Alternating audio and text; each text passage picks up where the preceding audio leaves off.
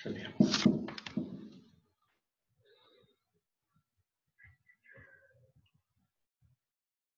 Aujourd'hui, on va voir c'est quoi la communication. C'est l'art de créer, de transmettre les idées. En fait, pour la visite médicale, on va traduire les messages scientifiques vers les messages de marketing. Et les techniques de communication sont les outils et les manières de transmettre l'information. Il faut tous savoir qu'il y a différents types de communication. Il y a la communication interpersonnelle, ce qu'on appelle face-to-face. Des fois, dans des EPU ou là, des focus, on a affaire avec des clients dans un groupe de 7 ou 10 personnes. Il y a la communication de masse. Généralement, dans les lancements d'un produit, on invite des médecins. Ça peut être un nombre qui dépasse 100 médecins dans une salle de conférence. Il y a une communication là où ce qu'on appelle, il faut maîtriser, il y a toute une formation, ce qu'on appelle la prise de parole en public.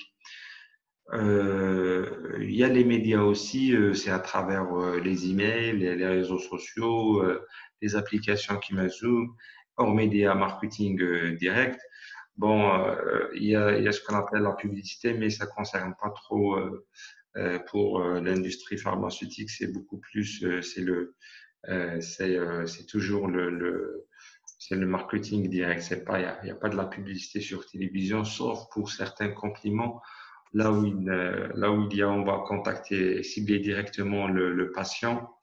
Ça se peut arriver dans certaines journées de sensibilisation ou l'éducation thérapeutique, comme certains laboratoires de diabète, ils font un marketing direct.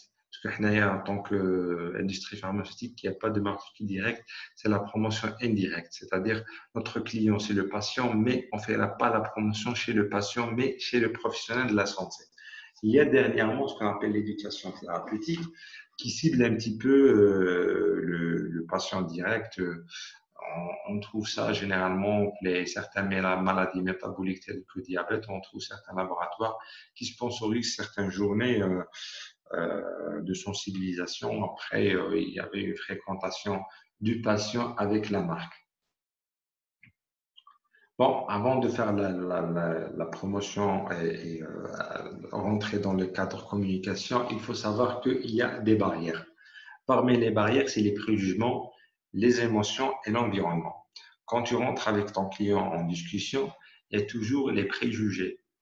Il faut sortir du cadre des préjugés parce que des fois, quand tu rentres chez quelqu'un, tu vas faire dans ta tête, Billy, il va pas aimer ce produit, ou là, il va pas comprendre ce que je vais dire.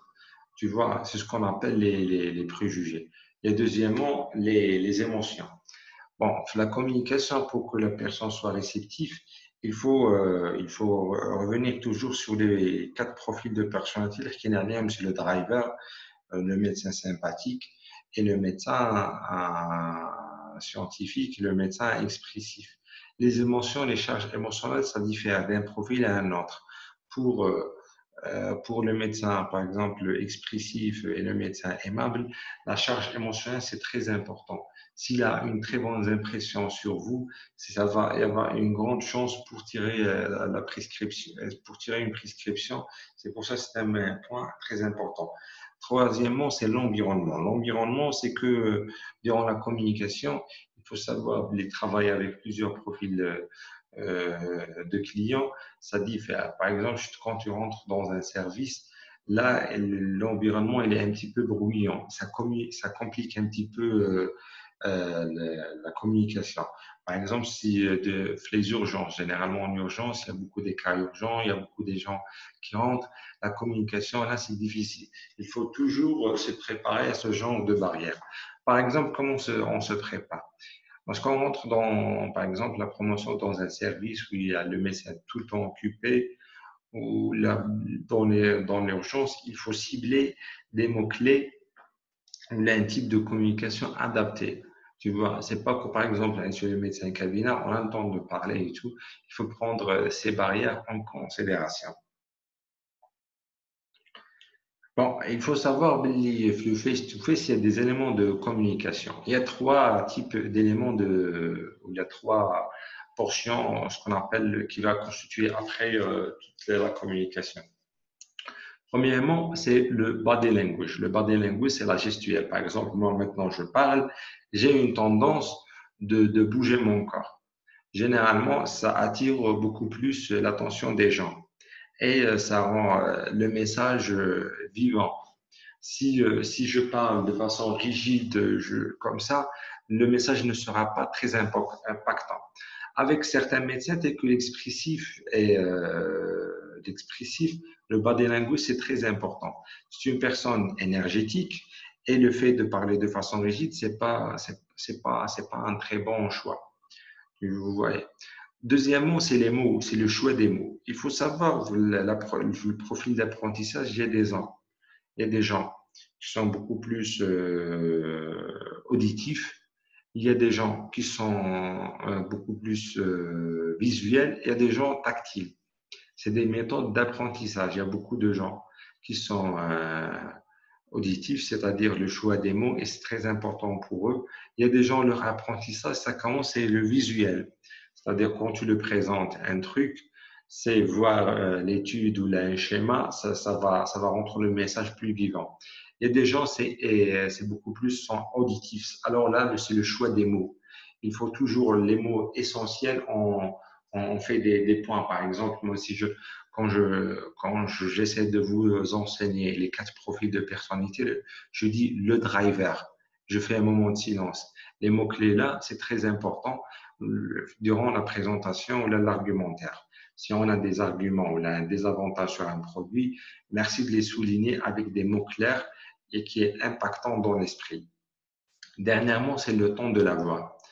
Le ton de la voix, il est choisi selon le profil de la personnalité de votre client. Si le client il est calme, il parle sereinement, c'est très intelligent d'imiter sa façon de parler. C'est pas imiter comme lui, mais garder le même temps.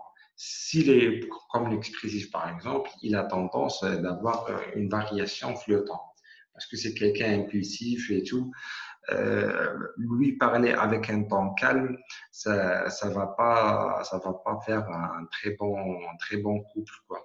Il faut toujours faire ce qu'on appelle le face-to-face. Il faut être miroir de votre interlocuteur. La personne aime toujours quelqu'un qui dégage le même type d'énergie que lui. Quelqu'un calme, il préfère que tu lui parles calme. Quelqu'un énergétique, il aime quelqu'un qui est énergétique, qui parle avec ses bras, quelqu'un qui a un ton très fort et tout. Tout ça, c'est des éléments de la communication. Même ces points, on va revenir sur ça, Inch'Allah, si on va faire euh, la formation destinée pour la prise de parole en public. Partant. Là, pour le face-to-face, c'est la répétition. Le langage du corps, posture, geste, expression faciale et contact. L'effet miroir. Oui, ce qu'on a dit. Pour le body language, c'est la posture. Il faut s'aligner, être assis bien aligné. L'expression faciale, être souriant. Il ne faut pas être crispé. Le eye contact, de préférence, regarder. Il faut regarder et s'intéresser au client. C'est pas le client, il te parle, toi, tu regardes le plafond. C'est toujours, c'est des trucs normalement qu'on doit les respecter de façon naturelle et toujours l'effet miroir par rapport à la personne qu'on est devant. Il faut toujours agir de la même façon que lui. S'il parle calmement, on doit parler calmement. Pour le ton de la voix, le volume de la voix de niveau et le type d'émotion véhiculée, l'accentuation. Là, c'est le point, c'est par rapport à l'accentuation. Lorsqu'on on va donner une information très importante, il faut, avec l'avantage, il faut accentuer sur lui. Par exemple, je vais vous donner un exemple. Par exemple, pour moi, le mot effet miroir.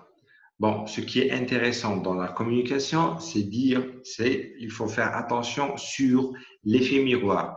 C'est des articulations pour valoriser l'information, pour la rendre plus véhiculée. C'est des trucs banals, c'est des trucs simples. Normalement, tout le monde il a accès à ces trucs parce que la communication, pas forcément le marketing, c'est partout, que ce soit l'enseignement Là, lorsque tu essayes de parler avec tes amis ou leur faire, je sais pas, dans une discussion, on a l'habitude d'accentuer un truc qui est essentiel.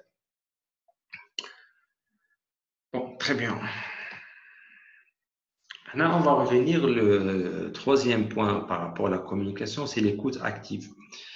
Si vous vous souvenez de la deuxième étape de process, c'est-à-dire la vente, après l'ouverture, on fait un sondage. Généralement, on pose des questions.